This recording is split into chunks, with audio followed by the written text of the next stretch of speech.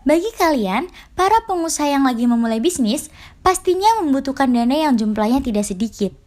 Pencarian dana pun dimulai.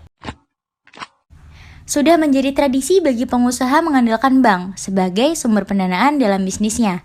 Kemudian, hadirlah crowdfunding sebagai praktik penggalangan dana dari sejumlah besar orang melalui internet. Dalam crowdfunding, pengusaha dapat menetapkan persyaratan sendiri dan membiarkan orang banyak yang memutuskan apakah proyek layak atau tidak untuk didanai. Crowdfunding sendiri memiliki 4 jenis berbeda. Pada video kali ini, kita akan secara khusus membahas crowdfunding berbasis hadiah. Dalam crowdfunding berbasis hadiah atau reward-based crowdfunding, pemberi dana atau funder tidak dijanjikan imbalan finansial, melainkan dalam bentuk non-finansial. Sebelum memutuskan apakah crowdfunding berbasis hadiah cocok untuk bisnis kalian, penting banget nih bagi kita untuk memikirkan 3 pertanyaan berikut. Kita ingin memastikan kalau produk kita selalu diinginkan oleh konsumen, sehingga perlu memikirkan relevansi produk atau proyek yang kita buat, seiring dengan berjalannya waktu. Kira-kira produk kita bakal bertahan nggak ya di masa depan? Lebih mudah bagi kita untuk menawarkan produk kepada konsumen yang sudah ada. Sayang banget kalau kita cuma jual satu produk aja. Tapi dengan catatan, produknya harus saling berkaitan ya.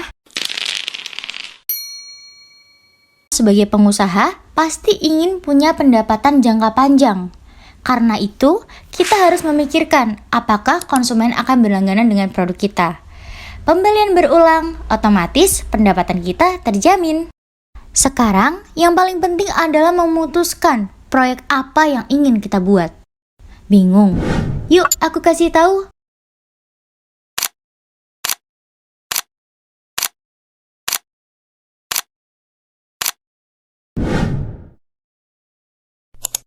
Pembelian produk dilakukan secara individu atau perorangan. Kampanye proyek dilakukan melalui internet, sehingga proyek harus dapat didistribusikan kepada konsumen secara global. Jangkauan harga yang kalian tetapkan untuk suatu produk tidak terlalu mahal maupun terlalu murah. Terakhir, proyek yang ditawarkan dalam crowdfunding berbasis hadiah harus unik, berbeda dari proyek lainnya. Dalam satu platform crowdfunding berbasis hadiah, pasti bertebaran produk yang serupa. Itu bukan pertanda buruk, melainkan pertanda baik. Artinya, produk tersebut memiliki permintaan yang tinggi dari konsumen. Oleh karena itu, kalian harus memastikan adanya sentuhan unik sehingga produk kalian memiliki value untuk bersaing dengan produk lainnya yang serupa. Ingat, serupa tapi tak sama.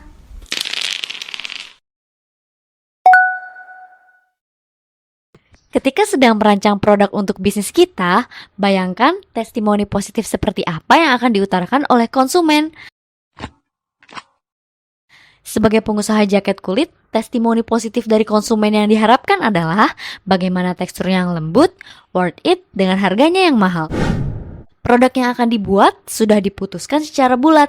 Saatnya menentukan kepada siapa proyek crowdfunding berbasis hadiah ditargetkan. Untuk itu, kalian harus mengidentifikasi customer avatar, yaitu sasaran audiens yang dibayangkan oleh funder dalam mengkampanyekan proyeknya.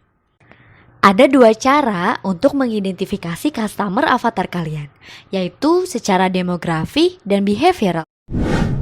Jika proyek kalian memiliki karakteristik berikut ini, hati-hati. Tandanya crowdfunding berbasis hadiah bukan pilihan yang tepat untuk bisnis kalian. Apabila kalian merasa ragu tidak dapat menjalankan proyek secara maksimal, artinya belum pantas kalian menerima dana untuk proyek tersebut. Jangan berjanji jika tidak bisa menepatinya. Crowdfunding ini tidak pas untuk bisnis yang membutuhkan dana secara cepat karena memerlukan waktu persiapan lebih banyak. Butuh dana cepat, bukan crowdfunding berbasis hadiah jawabannya. Setiap platform memiliki beberapa aturan sendiri dalam menentukan proyek apa saja yang dapat dikampanyekan. Jika proyek kalian melanggar aturan platform, selamat tinggal. Nah, kalian sudah paham dong aspek penting yang harus diperhatikan sebelum terjun ke dalam crowdfunding berbasis hadiah. Setelah nonton video ini, yakin crowdfunding berbasis hadiah cocok untuk bisnis kalian.